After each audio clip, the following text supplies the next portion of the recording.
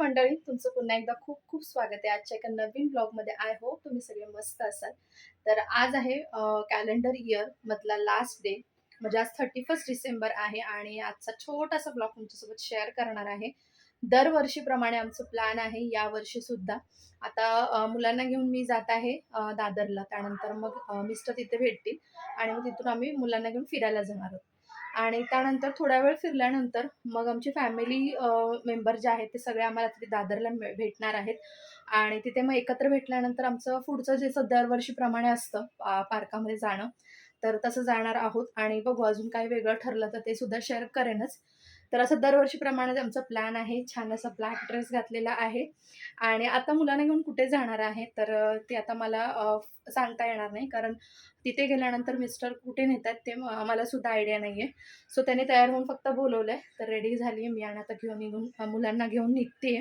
So चला मी सुद्धा निघते आणि तुम्ही सुद्धा खूप छान असं सेलिब्रेट करा.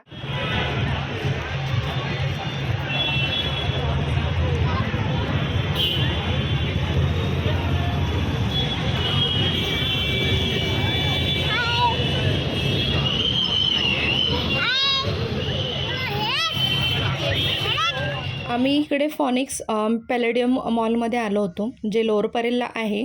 आणि इथे ना प्रचंड गर्दी होते एंटर केल्यानंतर. तरी आम्ही लवकरच आलो होतो, म्हणजे 8च्या दरम्यान आलो होतो. तर इकडे थोडंसं टाईम स्पेंड केला, खाली फोटो वगैरे क्लिक केले. आणि ते डान्स वगैरे लहान मुलांचे वगैरे चालू होते. प्रज्ञेला आणि लोलोला डान्स करण्यासाठी पाठवलं, पण ते काही रेडी झाले नाही डान्स करण्यासाठी. त्यानंतर मग आम्ही ना इथे वरती फर्स्ट फ्लोअरला आलो. प्रज्ञाने हे शॉप आय थिंक खालून बघितलं होतं. तर तो म्हणाला की मम्मी चल म्हणून वरती आपण बघूया. काहीतरी स्टोअरचं मेरी क्रिसमस असं काहीतरी नाव होतं, मी पण नीट वाचलं नाही. तर त्या स्टोअरमध्ये आलो आणि एंट्री केल्यानंतर आम्ही पाहिलं ना, तर खूप खूप मोठं ना टॉय शॉप होतं. म्हणजे सगळे सॉफ्ट टॉईजसुद्धा होते, हार्ड टॉईजसुद्धा होते. आणि ते बघा प्रज्ञाने मोठा झोला घेतलेला आहे, कारण त्याला करायची इथे शॉपिंग. आणि खूप व्हरायटी होती खेळण्यांमध्ये, गेम्समध्ये वगैरे सगळ्याच वेगवेगळ्या प्रकारची खेळणी होती. पण याची जी प्राईज रेंज होती ना, ते बाहेर जी आपल्याला ज्या प्राईजमध्ये टॉयज मिळतात ना, त्याच्या ट्रिपल तुम्ही बोलू शकता, इतकी प्राईज रेंज होती. त्यामुळे मग इथे आम्ही ठरवलं की काही घ्यायचं नाही म्हणून. मुलं थोडीशी हट्ट करत होती, पण त्यांना आम्ही समजवलं की कॉस्ट जी आहे ती खूपच जास्त आहे. म्हणजे एखाद्या साध्या गाडी जरी घ्यायची असली ना, तरी त्याचे पण 1,500 वगैरे लावले होते, जी बाहेर आपल्याला आरामात 250-300 मध्ये मिळते. आणि इतकं पैसे वेस्ट करणं त्यावर मला वर्थ वाटलं नाही. त्यामुळे आम्ही तिथून निघालो.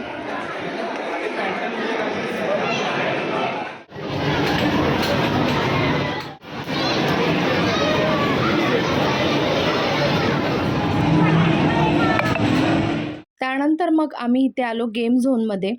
टाईम झोनमध्ये आलो आणि प्रज्ञाने प्रॉमिस घेतला होता ऑलरेडी आमच्याकडनं. कारण तो बऱ्याच दिवस मागे लागला होता की मॉलमध्ये टाईम झोनमध्ये जायचं आहे त्याला गेम खेळण्यासाठी. आणि लोलोचं म्हणाल तर लोलो हार्डली एखाद वेळा मला वाटतं मॉलमध्ये गेला असेल तो, ॲज अ सेकंड किंवा थर्ड टाईम असेल. आणि आधीसुद्धा जेव्हा गेला तो लहान होता, त्यामुळे त्याला इतकं काही कळत नव्हतं. पण आता थोडंसं त्याला समजायला लागलं, त्यामुळे तो सुद्धा हट्ट करत होता की मला यामध्ये बसायचं आहे, त्यामध्ये बसायचं आहे करून. आणि त्याची एक्साइटमेंट लेव्हल ना वेगळ्याच झोनमध्ये होती. त्याला सगळ्याच गोष्टी ट्राय करायच्या होत्या. आणि खूप टाईम झोनचं जे कुपन आहे, म्हणजे जे कार्ड आहे, ते पहिल्यांदा जेव्हा आम्ही प्रज्ञेला घेऊन जायचो लहानपणी, तर त्यावेळेला ते ₹500 मध्ये यायचं. 300, 400, 500 असं.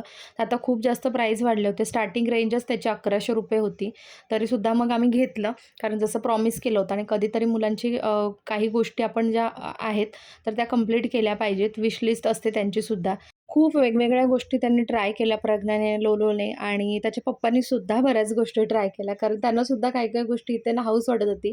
कारण आपल्या लहानपणी ना म्हणाल तर असं मॉलमध्ये वगैरे जाऊन गेम झोन किंवा टाईम झोनमध्ये खेळणं, हा असला प्रकार कधीच नव्हता. मुलांना आता वेगवेगळ्या गोष्टी पाहायला मिळतात.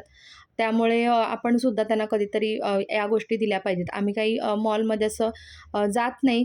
कधीतरीच असं, म्हणजे वर्षातून एखाद दुसऱ्या वेळ जातो. तर आता तर मला वाटतं 1-1.5 वर्ष आम्ही तर आलोच नव्हतो कुठल्याही मॉलमध्ये.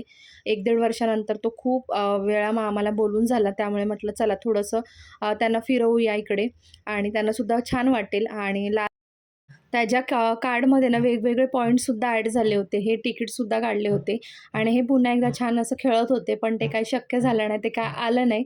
कारण प्रत्येक वेळेलाच येतं असं नाही आहे. आणि लोलोला इथे पाहिजे होता किंडर जॉय, सो त्यालासुद्धा त्यांनी किंडर जॉय जो आहे तो काढून दिलेला आहे.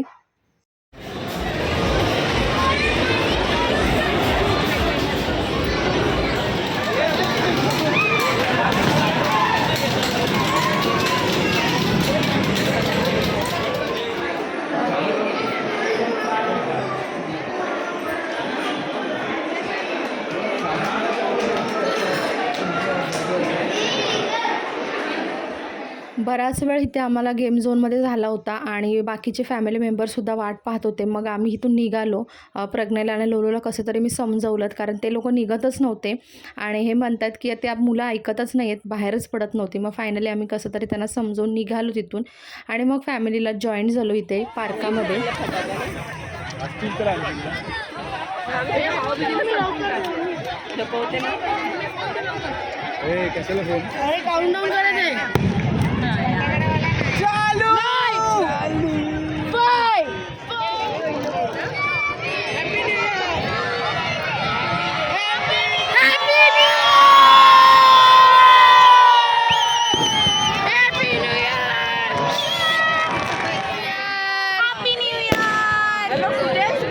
तर मी थोडंसं उशिराच पोचले होते आणि बाकी फॅमिली मेंबर जे होते ते ऑलरेडी आले होते आणि ताई तर खूपच लवकर आले होते. 2 रिझन आहेत आम्ही दरवर्षी या ठिकाणी का येतो. एक तर हे घरापासून जवळ आहे. दुसरी गोष्ट अशी की अशा वेळेला सेलिब्रेशनच्या दिवशी आपण इतर ठिकाणी गेलो तर खूप रश मिळते आणि उगाचच पैसेसुद्धा वाया जातात. आणि दुसरी एक गोष्ट म्हणजे पार्कामध्ये ना गणपती मंदिर आहे, तर तिथे ना बरोबर 12च्या नंतर ना इथे आरती चालू होते. म्हणजे वर्षाची सुरुवात जी आहे ना गणपती बाप्पाच्या आरतीपासून चालू होते. त्यामुळे आम्ही ना दरवर्षी इथे येतो.